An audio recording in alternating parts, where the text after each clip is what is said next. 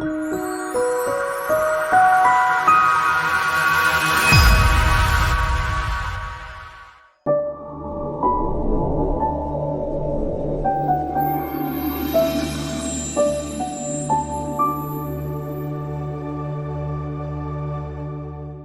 Mansurah Bukola Adio.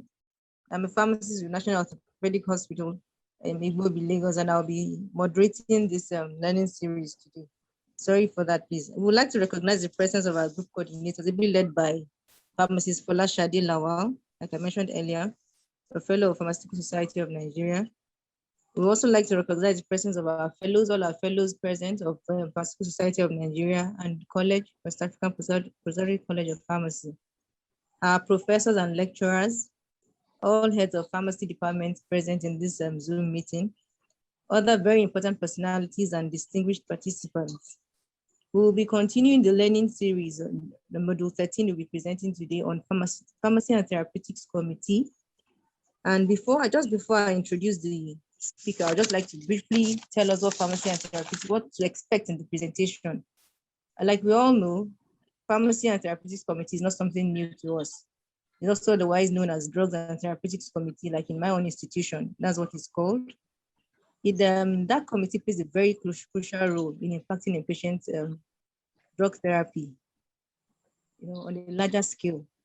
Just like we know that pharmacy profession has evolved from product-oriented to patient-oriented through the pharmaceutical care model. And at any point in time, pharmaceutical care model only tries to impact the individual patients or smaller group of patients. But with participation in, Pharmacy and Therapeutics Committee or Drugs and Therapeutics Committee, as the case may be, pharmacists get to play a major role on a larger scale of a larger population of patients. We are able to impact positively by improving patient care. And so how do we play these roles? What are the roles we actually play in this committee is what our speaker will be talking to us about today. So let's try as much as possible to listen to her. I would like to introduce our speaker in person of pharmacist Dr. Afusat Adesina, a fellow of College, West Africa Postgraduate College of Pharmacy. She has a PhD in, I think it's public health, yes. And she works with the Howard University Global Initiative Nigeria, the Lagos office. Over to you, Ma. Ma, you have 40 minutes for your presentation, after which we would have our question and answer segments for the next 15 minutes. So for now, it's over to you, Ma. Thank you very much for the introduction. And I welcome all colleagues, professors, and everybody. I'll be taking us through what we're familiar with, except that it might not be functional or functional in various institutions. And that is Pharmacy and Therapeutics Committee. Please, can you see and hear me? I have issues with my gadget. Can you see me, Pharmacist Adio? Can you see and hear me, please? Yes, you can see you. We can hear you. Okay. So I'll be speaking on Pharmacy and Therapeutics Committee. That is the module 13. And the outline of the presentation will be to describe the Pharmacy and Therapeutics Committee, the P&T Committee. We want to define the functions of the P&T Committee, and then describe the structures of the P&T Committee that is likely to promote its ability to function successfully. Then we want to look at the organizational structure of this committee. So that is going to be the outline of the presentation. And I'll quickly go to the learning objectives, just like the moderator has clearly said, that is not really a new thing, but we want to remind ourselves of the importance of this committee. So we are going to re-educate colleagues on the importance of the Pharmacy and Therapeutics Committee. We want to emphasize the need for pharmacy departments to cooperate with the in-house Pharmacy and Therapeutics Committee. And then we are going to highlight the structure. How is the structure going to be? The organogram. That is what I mean by the structure. And then what are the functions? So that at the end of the day, we have a discussion around this. So by way of introduction, the Pharmacy and Therapeutics Committee, or its equivalent in some other institutions, it is called the Drug and Therapeutics Committee. what they do is to oversee the aspect of medication use within an institution. And it is very, very common for pharmacists to downplay or just misunderstand the importance of this committee. And that is why we're going to rub minds together this night to see what is happening in our institution and to forge the way ahead. If we are doing well, fine. If we have some other places we need to look into, then we are going to be doing that at the end of this presentation. And so when we don't usually look at it as a clinical activity, like other clinical activities, such that the support for this committee is very, very critical for the pharmacy to impact on patient care. So the Pharmacy and Therapeutic Committee is an advisory group that considers essentially all matters related to drug use in the hospital, including evaluation of the drugs and usage forms. We also want to look at the safe use of investigational drugs. So this committee is advisory in terms of what drug, what medication, what pharmaceuticals are used within the hospital, the institution. It is also responsible for framing policies and procedures for selection, procurement, dispensing, label, and availability. We also want to look at even the administration and control of drugs throughout the hospital.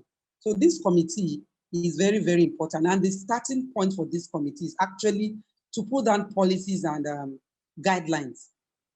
And that should usually be the starting point for this committee, in addition to other criteria. So the committee is usually composed of physicians, pharmacists, and other healthcare professionals.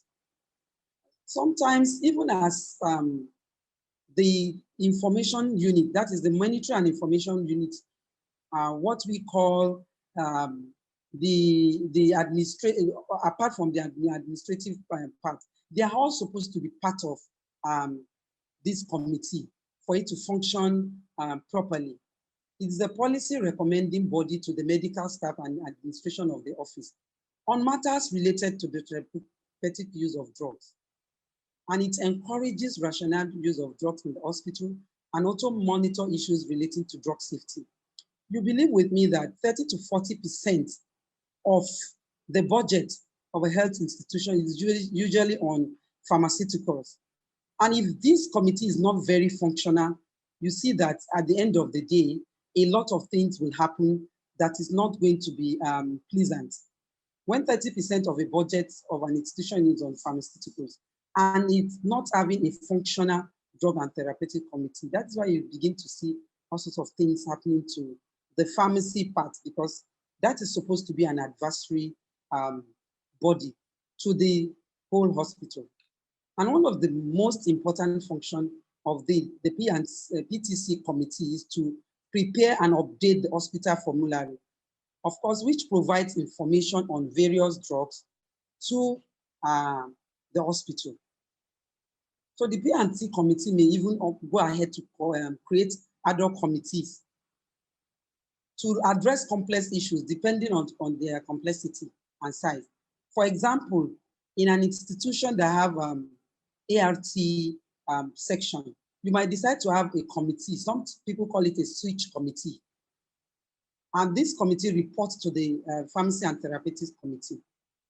You could have antimicrobial subcommittee, other formulary committee. You could have even the infection control committee. This is just to make the work of the Pharmacy and Therapeutics Committee easier. But they all have to do what? They have to report to the P&T committee because that is the committee that will end up giving the medical section of the hospital, the administrative part, or the outcomes.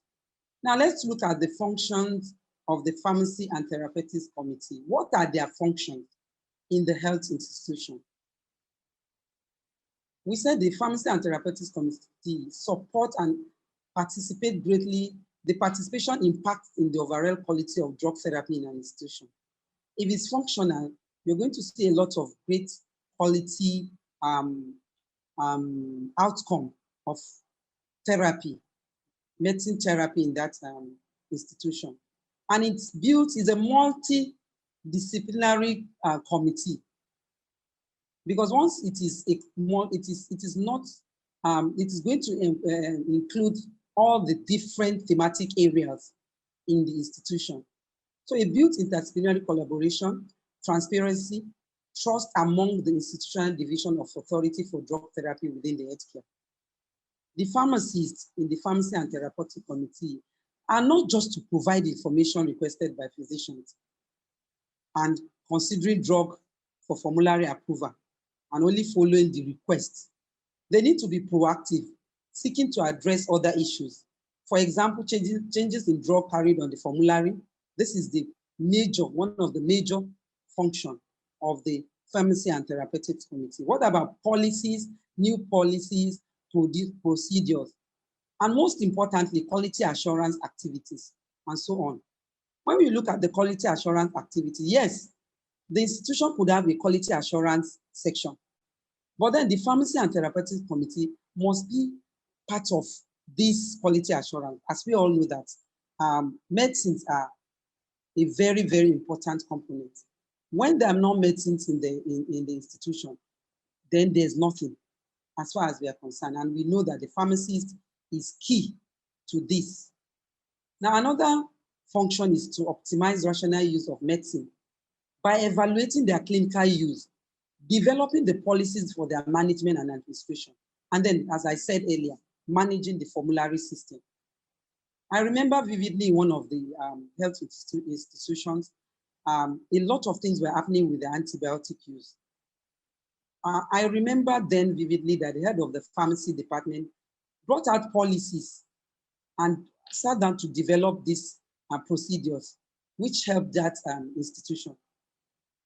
Then the committee broadly determines what medication are available, their cost, who can prescribe specific medicines, and then the selection for effective, safe, high quality and cost-effective pharmaceuticals for the formulary. This is a very major function, which of course should not have any bias, any conflict of interest as far as you're a member of this committee. And so they also, they're advisory to the medical, administrative, and the pharmacy department on any pharmaceutical related issues. I mentioned that earlier. Now I want to go to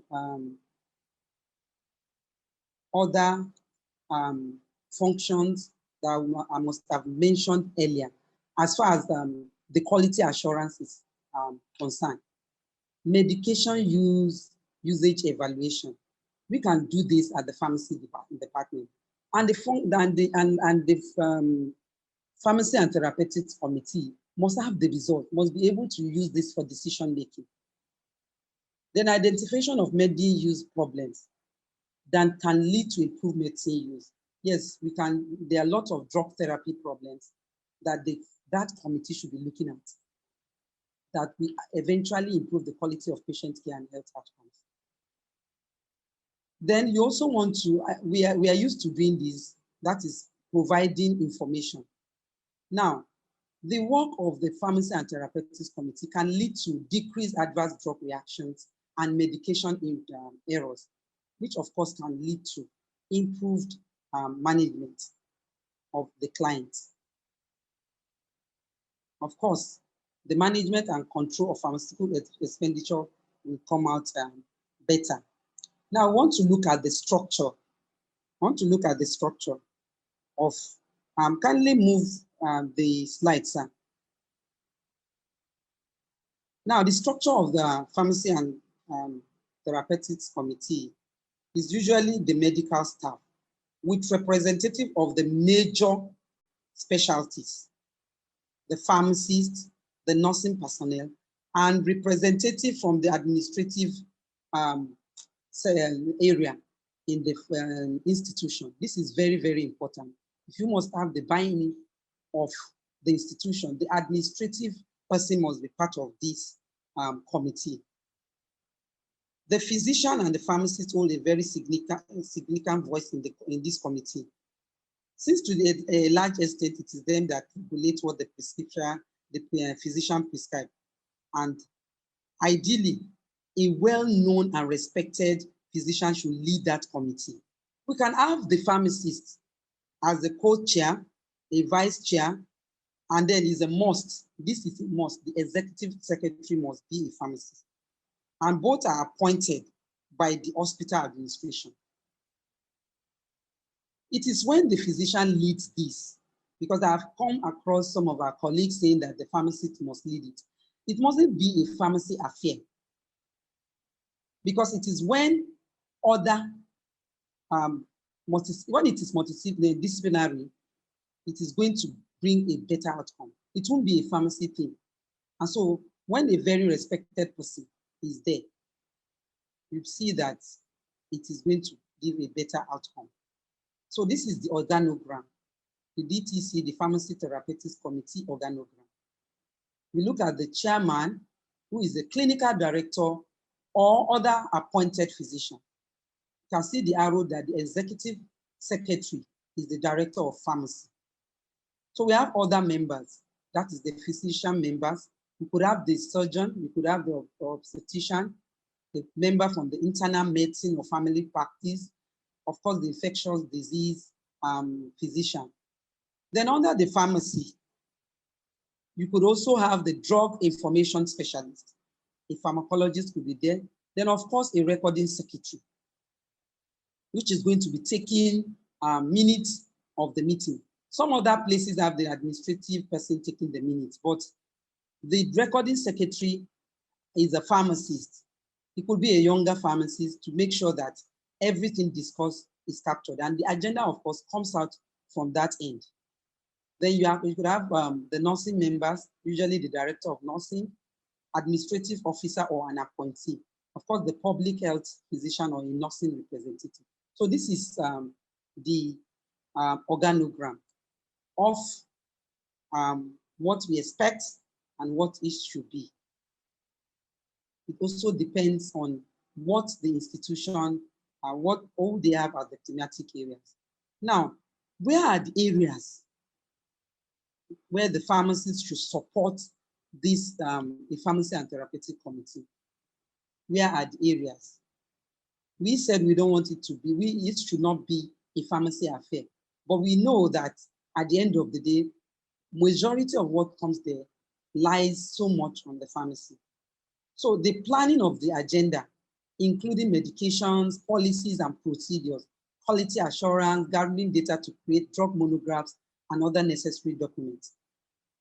This is very, very important. And actually before the larger Pharmacy and Therapeutics Committee meeting, it's usually very good for the head or the chairman and the pharmacy to meet and look at what should come into the agenda before sending to the larger house. Then the pharmacist can help in the evaluation of evaluating medication formulary adoption or deletion. They could prepare and conduct quality assurance program. For example, the drug rigid evaluation, monitoring of adverse effects and medication error. This comes from the pharmacy. And the pharmacy can even go ahead to involve the other units. For example, in adverse drug reactions, the pharmacy unit could educate the other thematic areas that if you see this, this is what to do, this is what to do. And then we will be able to gather all this data together. So what are the concepts of, next slide, please. What are the concepts of drug formularies and drug formulary system? Because we said this is a major function of the Drug and Therapeutic Committee, or the Pharmacy and Therapeutic Committee. And the drug formulary, which is sometimes called the preferred medication or drug list, is usually published, or it could be an hard copy book, or more commonly in these days, electronic format. In its simplest form, it contains a list of drugs that are available under the system, reflecting the clinical judgment of the medical staff. List is usually arranged alphabetically or by therapeutic class. For example, the American Hospital Formulary Service, AHFS classification. Usually, and it's usually contain information on the dosage form, strength, names, e.g. the generic, the trade, the chemical, and other ingredients. Many formularies contain more materials on drugs or medicines, including a summary of the indications, side effects, dosing, usage restriction, and other clinical information. So that is the formulary, which we are very conversant with. But how many of our institutions have a working drug formulary? I mean, working drug formulary that is abided by, and it's usually reviewed and functional. Of course, the formulary system is the method for developing the list. The system is the method for developing the list. It is designed to guide clinicians to prescribe the safest, most effective agent for treating a particular medical problem at the most reasonable cost. The formulary system aids to aid a decision-making process for the selection of indication relevant to the treatment of any disease states likely to be seen in that institution. This formulary medication should be the most efficacious, cost-effective agent with the fewest side effects or drug interaction. Also, the variety of dosage forms, availability, estimated use, convenience, dosing schedule, abuse potential, ease of preparation, storage requirements and risks, etc., etc. But the economic factor should not be the sole basis for this evidence-based process. It should be evidence-based, and there should not be conflict of interest. There's no bias. As I reiterate again, it should be evidence-based.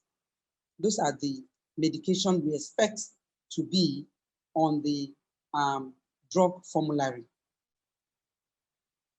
So I'll quickly go to what the P&T Committee contribution to quality improvement of medication use. I'll just pick a few of these. If we are not doing, we need to look at this and incorporate into our P&T Committee or DTC as it may be. Now, we look at the concept of drug formularies and drug formulary system. Evaluating drug for formulary inclusion. The establishment and maintenance of drug formulary requires that the drug or drug classes be objectively assessed based on scientific information. I mentioned this earlier. It should not be on a, it should not be biased in short. For example, the efficacy, the adverse effect, cost, contribution to some critical aid pathway, ease of preparation, I've mentioned this earlier. And also when costs are considered, as I've mentioned, it should be, it needs to be on evaluation of all costs to the institution, not just the cost of the medication. As we all know, cost is not just the cost of the medicament. It could be, when you look at other costs, what about the laboratory investigative costs? For example, you might want to look at resistance. You might want to look at how easy it is to evaluate one thing or the other from that medication. So as I will now go to the medication quality assurance, which I mentioned that it is a very, very important part of the function of the Pharmacy and Therapeutics Committee. Next slide, please.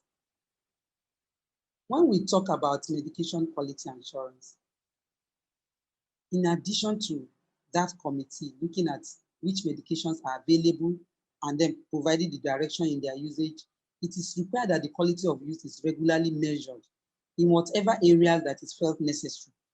For example, the medication use evaluation, we want to look at this, the drug use or the drug use evaluation. The pharmacy department should be able to do this. And then the P&T committee must be able to use this for decision making. And they will be involved in it. Although the coordination of such, including preparing of annual plan of quality assurance, may be taken by another group, but it's a must and it's very important for the pharmacy unit to be part of it. Then the P&T committee, as I said, is a multidisciplinary, but the pharmacy department might put up the initial plan. And then the continuous review, which allows for special urgent projects when necessary.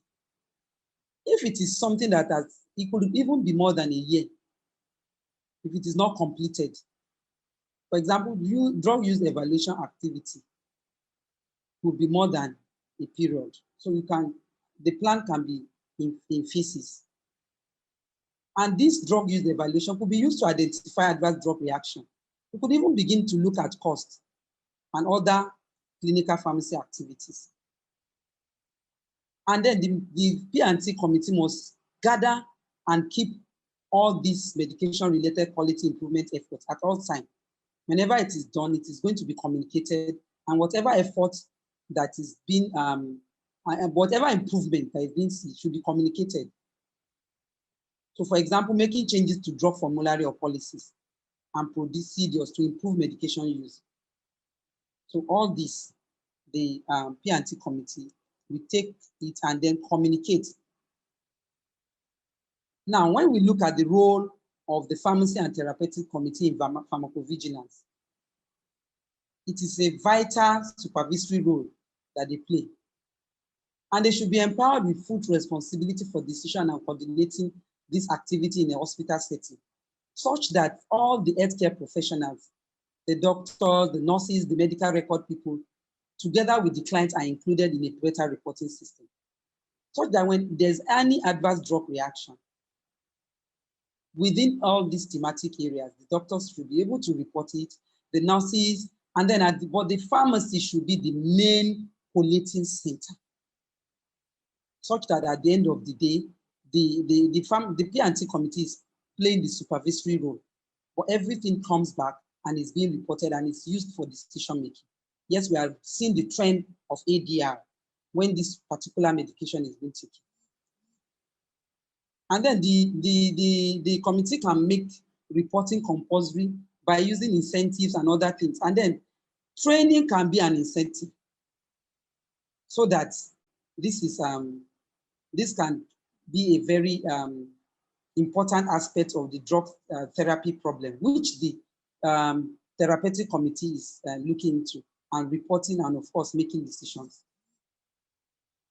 They will review this data and also identify which trend, what is working, just as I made example. What about medication error?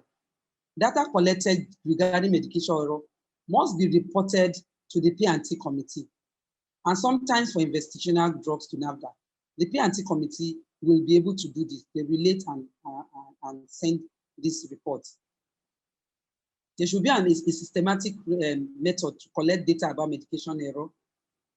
And then there could be internal incident report forms could be employed by the institution to track all unusual occurrences regarding patients. These are all drug therapy issues and problems that the P&T can work on. All the incidents can be reviewed by severity. It could be minimal, moderate, or major. Some of these can be very, can even lead to death. So all these have to be looked into and data reviewed and talked about all the time. As I've said, it's a multidisciplinary review that should take place. And everybody is seeing what is happening, and the trend is being, graphs will be plotted, and this will be shared during meetings. Then high alert medication, narcotics, patient control, analgesia, insulin, anticoagulants. In some institutions, we even have the anticoagulant committee. So all these are things that the P&T committee will look at. And of course, sometimes you have prescribing, transcription, dispensing, administrative errors. So it's not only prescribing error, even the dispensing error should be looked into. Sometimes it is illegible handwriting. You see that there's for places that do not have, what do you call it, they are not using EMR, the electronic medication reporting. You see that sometimes a prescription will even come, and it's going to be a particular clinician, and it is not legible. So in this way, the medical staff and other professional can be, the training can even come up when you begin to see the trend that this thing is not legible. And then the P&T committee is also part of their function because they are keeping tab on this, looking at all this. So over a time, you could begin to notice that, oh, this restriction comes and it's not legible. So these are part of it. It's not small. We should not overlook it and say, just leave it aside. So a report can be made to the P&T committee. It could even be on quarterly basis. Let's look at all the prescription. Are we having illegible handwriting, or is it transcription, or is it even abbreviation? Some abbreviation that is not well known. Somebody just sit and decide to say OA, using it as an abbreviation that has not been agreed on within that institution or nationally or internationally. So some institutions are using computers now for prescription order, but when you are not able to do that, when the institution is not up to that, we need to make sure that everything is legible and this transcription so that we avoid so many errors. Next slide, please. So we go to the case study. There are a lot of case study, but we just look at this, and I know we have a lot that people will want to contribute, but what I see is that some of these committees are not functional. It's just when there are things they just come together, but we need to make sure they are functional. They could meet on, it could be it could be bi-monthly. Some people even monthly. Then when there are other times you could have special meetings. For example, if a trend, the data is showing this, showing that, or of a new disease, or we are seeing increasing cases of an ADR, of drug therapy, or that drug therapy problem, a meeting could be called. So in a particular facility, I want to give the use of a particular brand of ceftriaxone, and it was recalled. The medical rep of the sponsor company was called to present on its efficacy. When they saw that particular brand, there were issues, and then the rep presented on its efficacy. And then he was asked to provide quality control tests carried out by the pharmaceutical chemistry department of a particular university. So further inquiries revealed that the drug was used empirically in 15 of the reported cases. And in the 300 reviewed cases, where the same batch was used after culture and sensitivity tests, the clinical and microbial responses were satisfactory. So the suspension of the drug was lifted, and a memo circulated widely to reassure all the medical staff of the drug. Then a decision was made to make effort towards a quicker turnaround time of diagnosis tests, and the lab asked to fast-track such results to save time and cost to the client, to the patient, that are associated with change of antibiotics midway. So we can see that because this particular institution had data, they saw the trend, and they were able to review 15 of the reported cases and found out that it was used empirically. And in the 300 review cases, where the same batch was used after culture and sensitivity tests. So where was the signal? The signal now went to the lab that they should make effort to turnaround time of any test. So, and every memo were drawn and sent to other departments. So this is just one of the cases. I also give an example of ART clinic if I still have time. Sometimes you see a client, due to non-adherence, is failing. When I mean failing, either virologically or immunologically. But when the Pharmacy and Therapeutic Committee, the smaller group, come together, sometimes they even find out that they don't need to switch. Maybe it's just that the client is not adherent. And then when you see the result of viral load, you begin to look at it that this client is not doing well.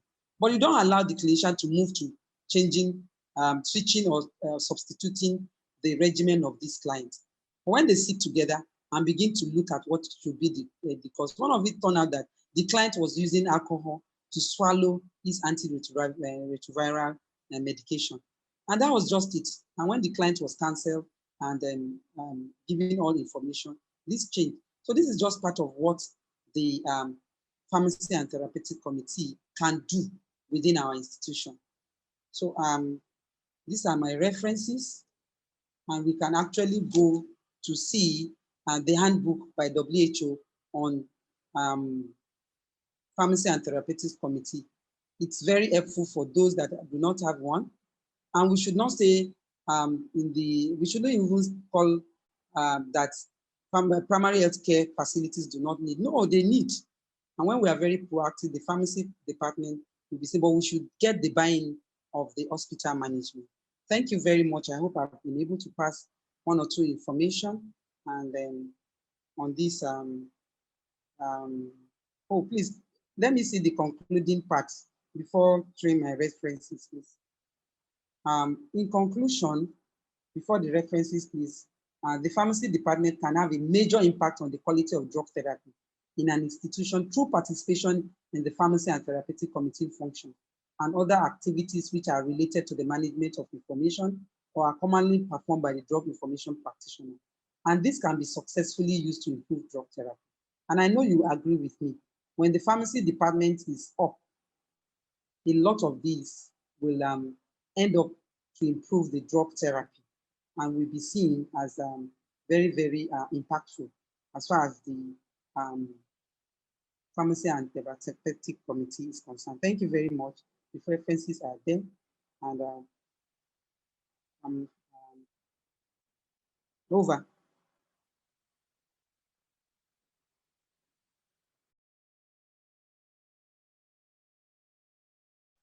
Over. Okay, ma. I think Pharmacist Adio.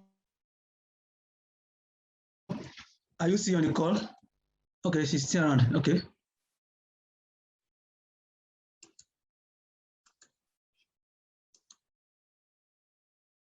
Can you go ahead, unmute yourself and take over? Okay. Thank you very much, Dr. Adesina, for the wonderful presentation. I'm sure by now we have an idea, or we have a lot of things to take home as to how to better implement our roles as members of Pharmacy and Therapeutics Committee or Drugs and Therapeutics Committee, as the case may be in our individual institutions. I don't seem to see any questions. So please, if you have questions or comments, please, or contributions. Okay, I see Mr. Shoyemi Olumide. Mr. Olumide. Mr. Shoyemi. Good evening, everyone. Can you hear me? Yes, we can hear you. Good evening, everyone. Good evening, Dr. Adesina. My question has to do with part of the functions or basically roles of the Pharmacy and Therapeutic Committee. You said that under they are basically advisory. So I'm looking at it in the context of being advisory. Can the hospital management decide not to follow their advice or recommendation, basically? That's my question. I don't know whether you heard me. Well, hello? Yes, Pharmacist. I can hear you, Pharmacist Shoyemi. Okay, I'm through with the question. That can the hospital management decide not to can you go? write that? Hello? What did you say? Hello? Hello? Can you hold on so that we can take all the questions? Okay. Okay, can you please hold on? Let's take all the questions. Is Okay. it Femi that's still talking? Oh, Famshemi, we had your question. Can the hospital management decide not to take the advice of the committee? That's the question, right? Yes, it is. Okay. Okay, I have somebody else raising his hand. Ejiro Apovo. Hello, sir.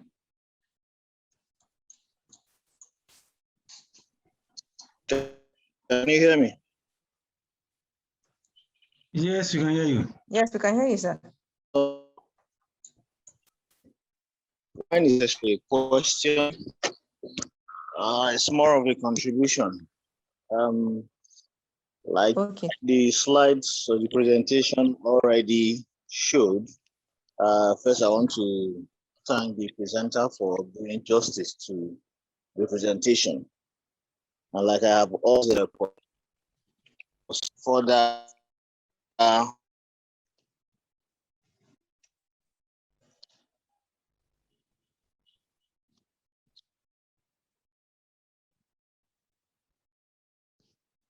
exists if we have a functional drugs and therapeutics committee, because that is the point where what you are doing as a pharmacist is showcased to the rest of the team.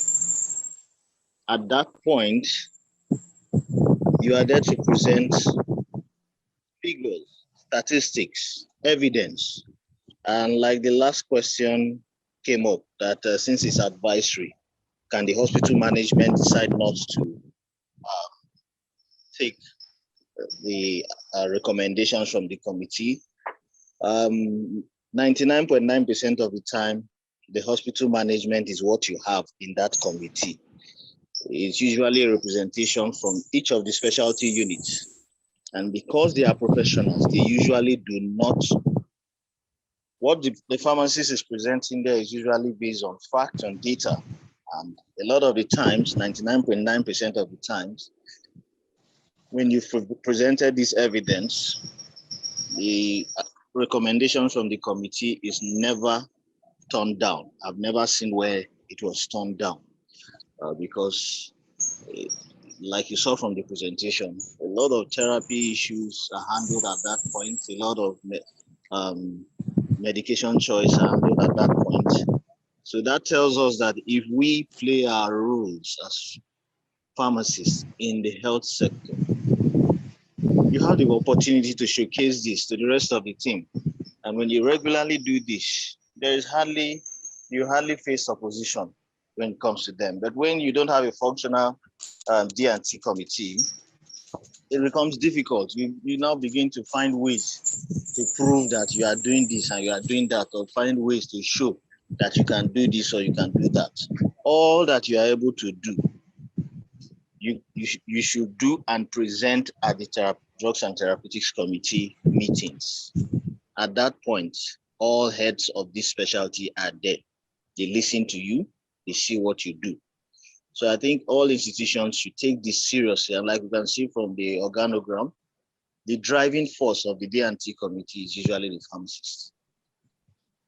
Majority of the activities there comes from the pharmacy department. So, and those meetings are sustained by virtue of the pharmacist's desire and interest. So I think we need to do more at our institutions to ensure that the Drugs and Therapeutics Committee is functioning. Thank you.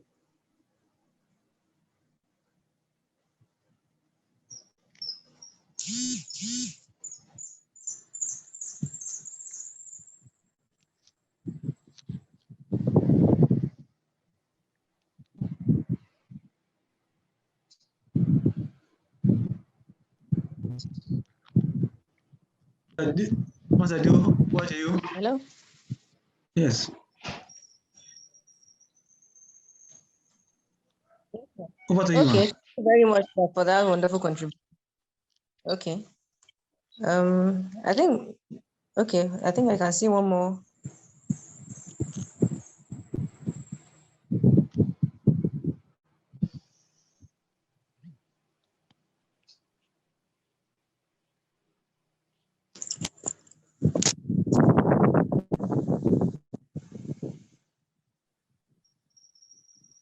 There is a question in the chat box, Pharm.D.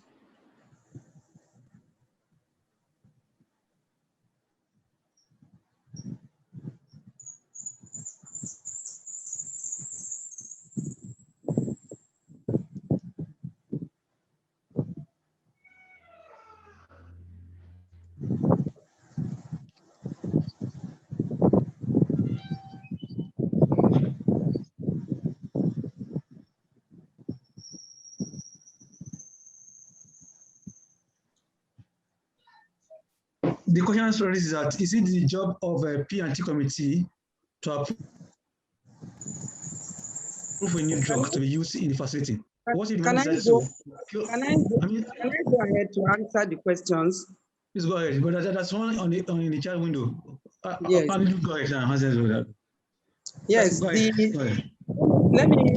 There was an initial one by pharmacist Shoyemi, and I want to thank Dr. Ejiro for the contribution, because he has made it clear that can the hospital management decide not to take the advice of the P&T, as they are an advisory body.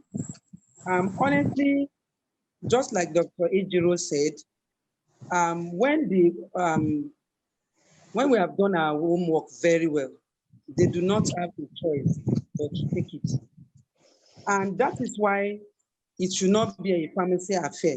Honestly, there's a little politicking for this committee to remain functional.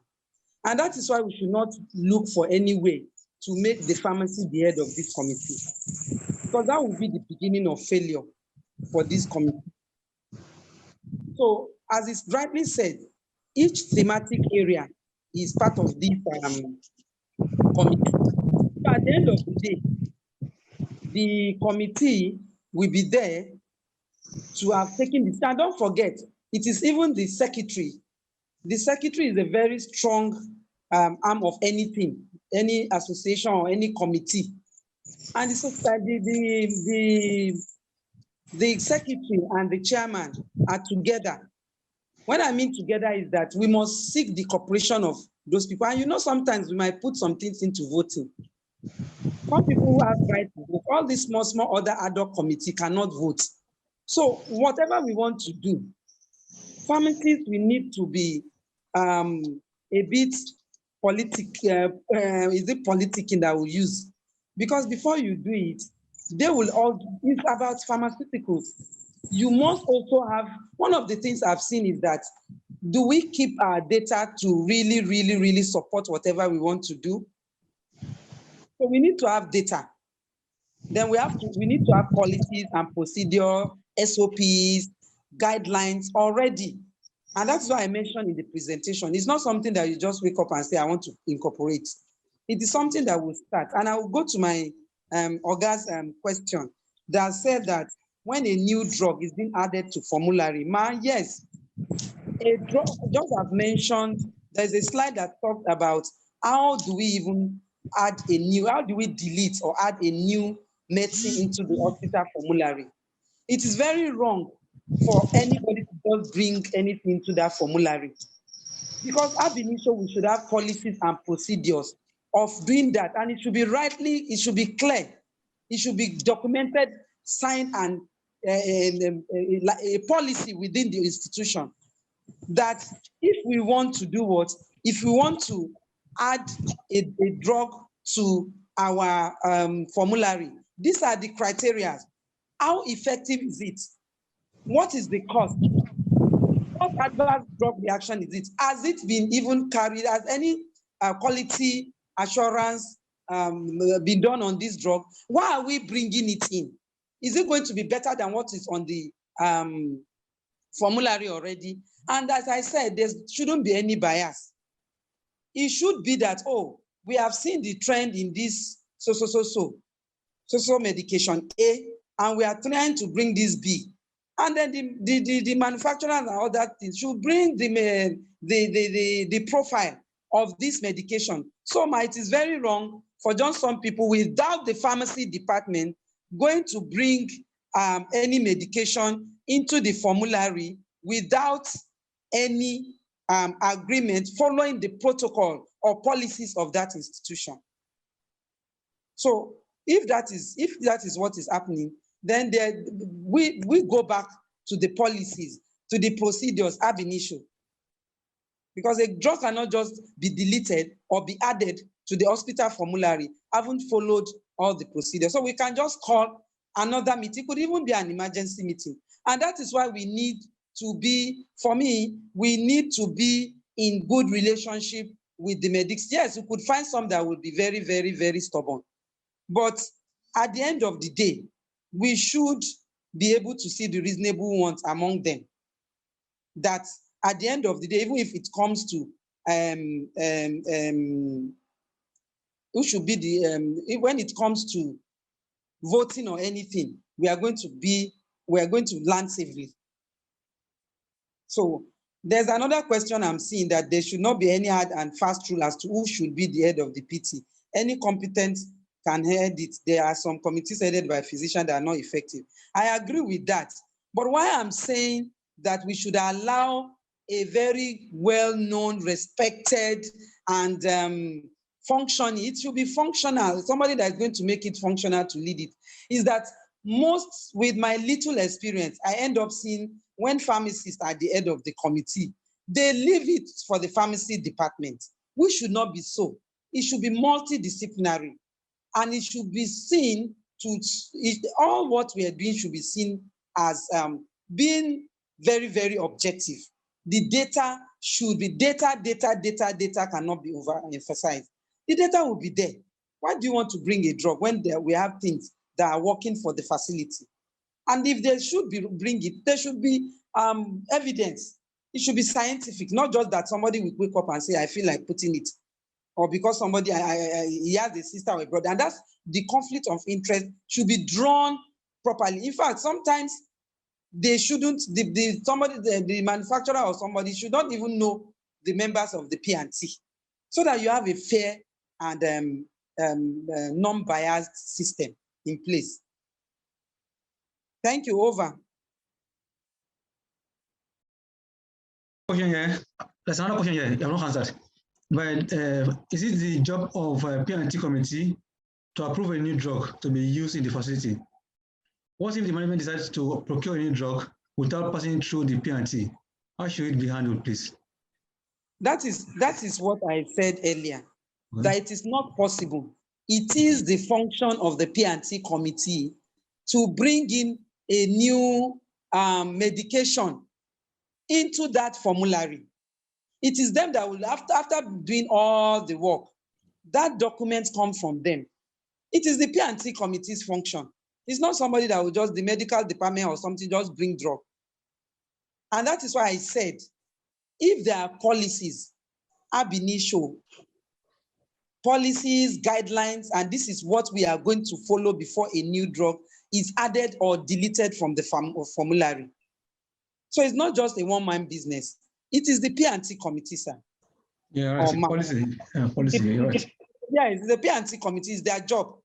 And when it is not done like that, we go back to the scoreboard, we go back and look at the policies and the guidelines and so forth that have been on ground for the committee to work with. And that is why it is very, very important to have minutes of meetings. To have what? Minutes of meetings, and then well-documented statements. Johnny, we could even record them. In this time of, if they are not able, because for over 1 year now, I've found out that some of the facilities do not have, what do you call it, meetings. And when I ask, they'll say, this COVID era, who will be sitting to meet? You can meet virtually and it will be recorded and it's going to be documented.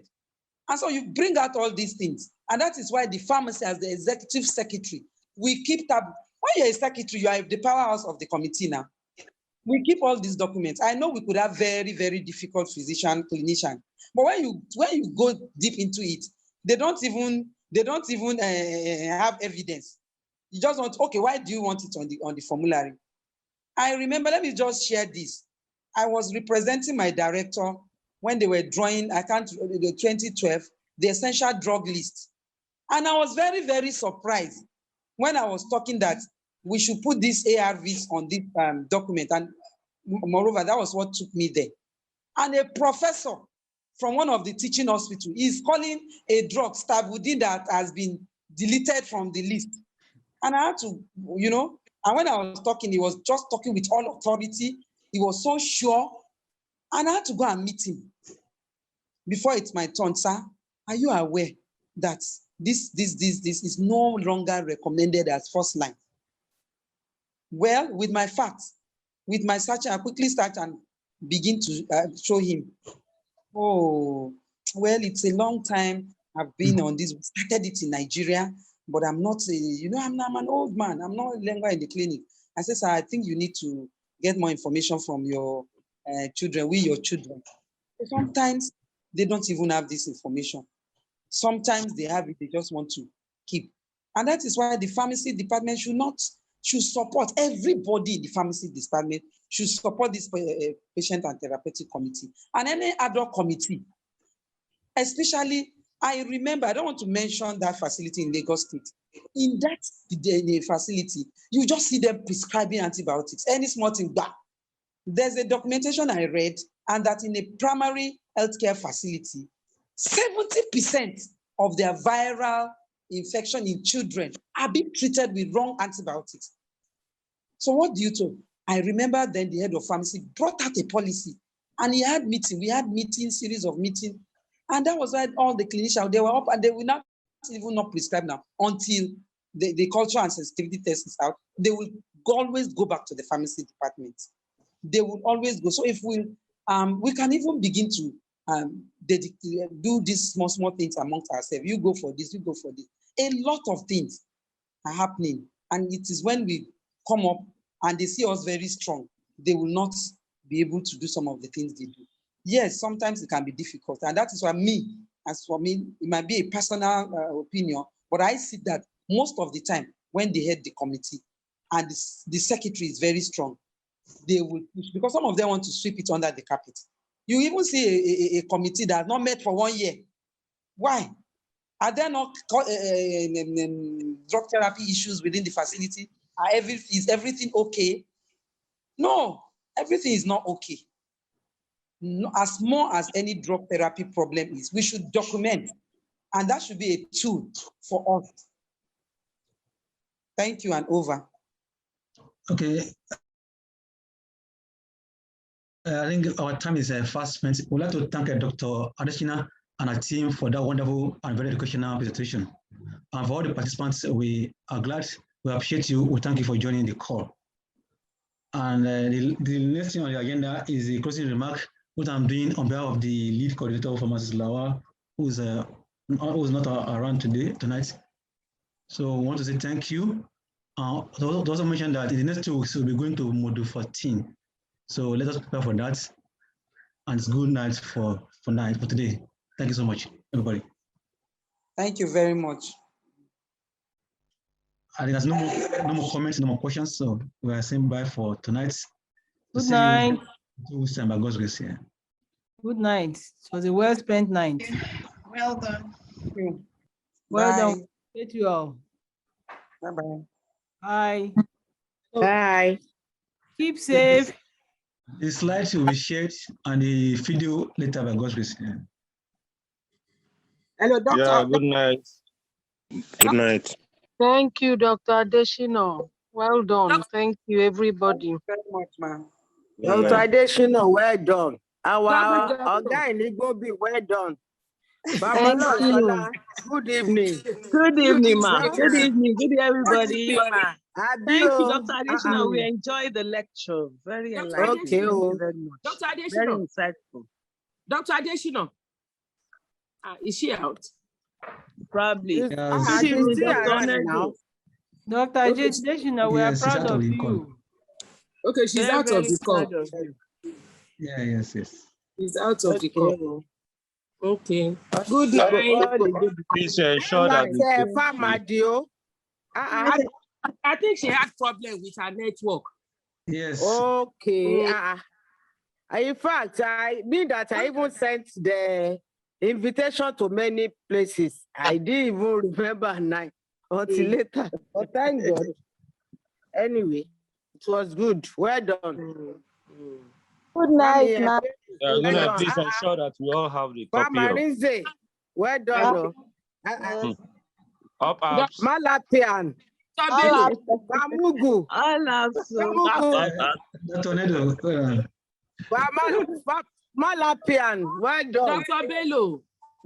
Dr. Bello, well done. Thank you. You should come and give Igbobi pharmacists incentive. We'll come and see how many of them that were on the call. We are here. Yes, we are part of you.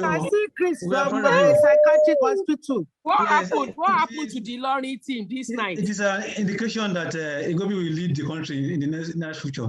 So if you continue to upgrade yourself and Igbobi is a standard, the gold standard for pharmacy practice.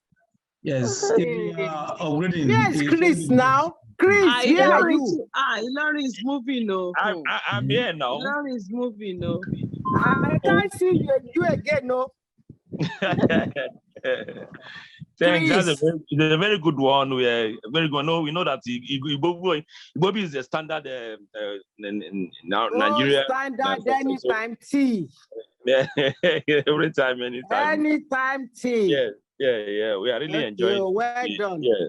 Okay, good night. Good night. Dr. Ademola, thank you so much.